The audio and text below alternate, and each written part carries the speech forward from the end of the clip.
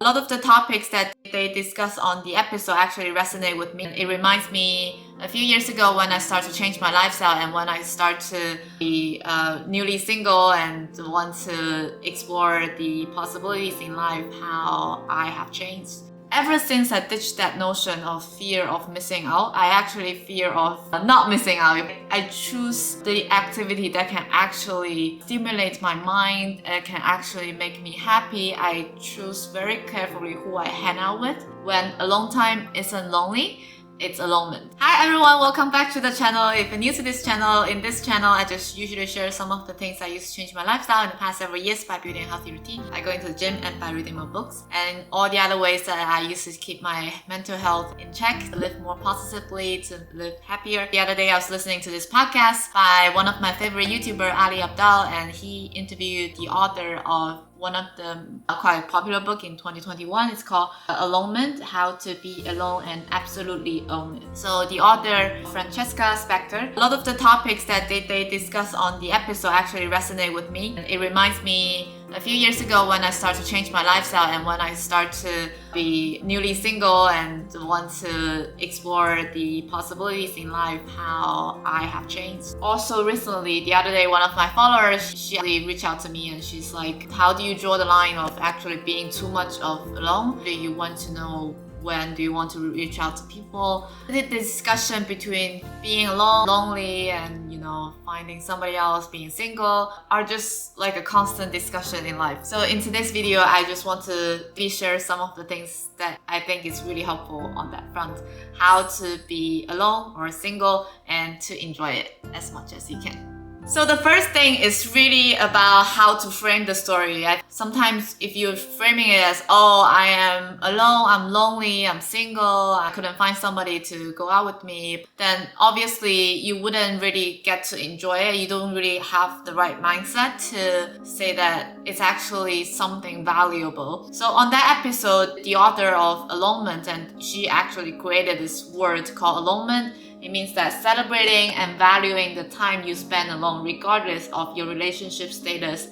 It gives dignity and value to solitude in a hyper-connected society. When alone time isn't lonely, it's alonement. I think it's a great way to frame this idea about being alone or being single or being not in a relationship, because a lot of times society and also human beings, the sole purpose of any species is just to reproduce, to get the next generation going, right? So that's very counterintuitive in our minds, because deep inside, the survival instinct requires us to be with somebody else, which is very necessary. But in another way, if you happen to be single or alone at the point in time, like I have been in the past several years, before I come across this alonement concept, if I have a full day of me time, me time is before the alonement that people just usually frame it like that way. Oh, I really need some me time. Slightly better than lonely, right? I will just treat myself whenever I want to. Say that to myself, today I have some me time. Let's see what I can do. Maybe I will go to a new restaurant. Maybe I will go to a new cafe all by myself. But I will treat myself. I will do proper makeup. I will wear the comfortable but cute outfit. I will put myself into such a nice mood. I just discover more and more fun when you actually look at things differently. And sometimes you don't even know, like you may be on your way to somewhere, you meet somebody, you would have a nice conversation. It could be a one-off conversation, it could lead to some other kind of friendship. It happens to me a lot of times now because I moved to London all by myself. I get to really enjoy this kind of alonement time. I will want to explore the city in my own eyes. It's not like every single day you can find somebody to go with you, but it's okay. I just put myself in that type of mindset. Let's see what will happen if I'm actually enjoying myself in the alonement time. Is really to frame the story, to say it differently, to tell yourself differently. I get to be alone. I get to explore everything all the way I want it. I don't have to collaborate with another person, and who knows, somebody else may show up in that kind of time.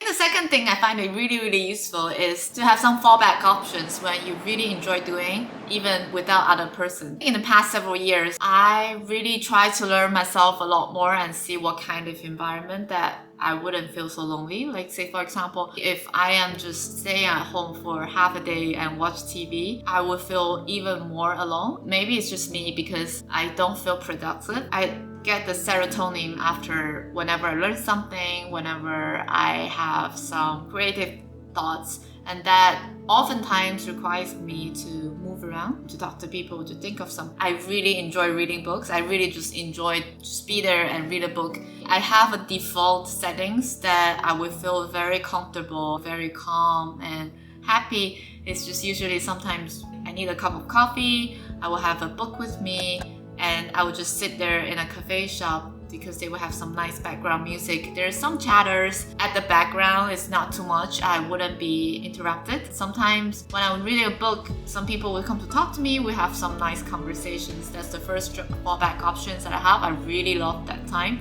Reading, it feels like a conversation with a friend. The difference is just that the conversation you are having is with the author, right? And then he or she has written this book, they've given so much thoughts about this, and it's such a in-depth conversation. Well, it doesn't have to be always like that. You can read a fiction, it's like somebody else telling a great story to you. So that's my number one fallback option. The second one is, I know I can always go to the gym. It depends on my energy level. If I'm really feeling like anxious or angry or something, I would just like do a proper workout. We get really sweaty afterwards, and that's the phrase of blow up some steam comes from, I guess. And then afterwards, you 1000% guarantee you feel so much better. But the benefit of going to the gym is you put yourself in an environment that other people, they are doing the same thing that they enjoy, and you just naturally get the positive energy from the gym. The last one is you can always go out for a walk. You can walk in the nature, you can go out like to walk near the beach if you have the luxury. But if you don't, you can just walk around your neighborhood, right? Sometimes when I feel lonely or upset, especially from Monday to Friday when the work is so intense, I don't really have time to do a lot of things that I love. Like I live in a building that a lot of people, they have pets, they have lovely puppies, and I would just sit at the communal area. I don't know who will show up, I don't know which puppy will show up and say hi to me, but I can always find somebody. Those are the ways that you can always make yourself assured that you will not really be lonely, because as long as you wanted to, you can always do anything that makes you happy and comfortable. You naturally can take a step back and realize that the alonement time is actually great. And the third one, you will laugh at this one. The third one is do not say yes to everything. I know it's very counterintuitive, but oftentimes we have this fear of missing out, the typical FOMO. But have you ever thought of the last time you actually just went for a drink that you don't actually know those people, and in your heart you don't really want to go? What did that event bring to you, right? Was it really you are super happy, or you're just like killing the time for 3 hours? In reality, you might have something that you could totally just get your home more comfortable. You can spend some quality time with some friends that you really care, or you can just spend some quality time with yourself. And ever since I ditched that notion of fear of missing out, I actually fear of not missing out. I choose the activity that can actually stimulate my mind and can actually make me happy. I choose very carefully who I hang out with,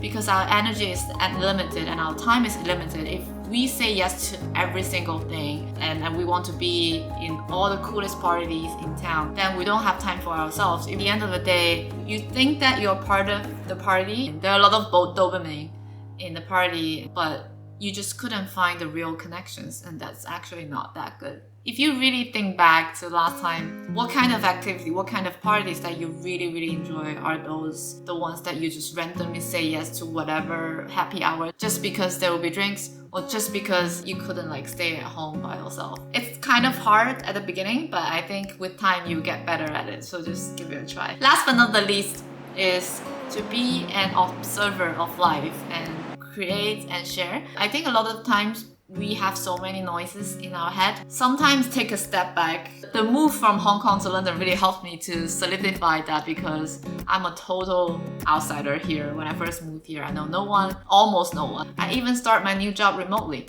It forced me to become an observer in life. I will just sometimes look at the leaves. They change color from summer to autumn, and then they fell. I try to observe myself. I try to see if there's anything that's interesting happening in the neighborhood or in London, or if there's anything that I can do. Sometimes I would just go for a trip by myself be an observer of life. There's a book called Story Worthy. It's somebody who has won Moth Grand Slam winner, which is like a storytelling competition. He has this book telling about like how we can tell stories better, but one of the best takeaway I got from this book is he said we need to have homework for life, which is every single night you can write down one thing that you remember the most in a day. I've been trying to journal that for the past almost 2 years, and it has helped me tremendously, because sometimes I don't know whether you have this feeling, because if we just let every single day went by, we don't really have the chance to really look at what has happened. Unless it's like a huge event, we really wouldn't remember those tiny little things that actually change our mood, or those small interactions with people that you care, or something interesting. I try to ask myself to do that before I go to bed. What has happened today? That what has changed my mood? That really helps me to realize that life is actually interesting. It doesn't matter whether I'm single or I'm alone or I'm lonely. Creating things itself is kind of valuable for our brain and for our mental well-being. So I create videos like this. I also sometimes I would enjoy just posting nice things on Instagram.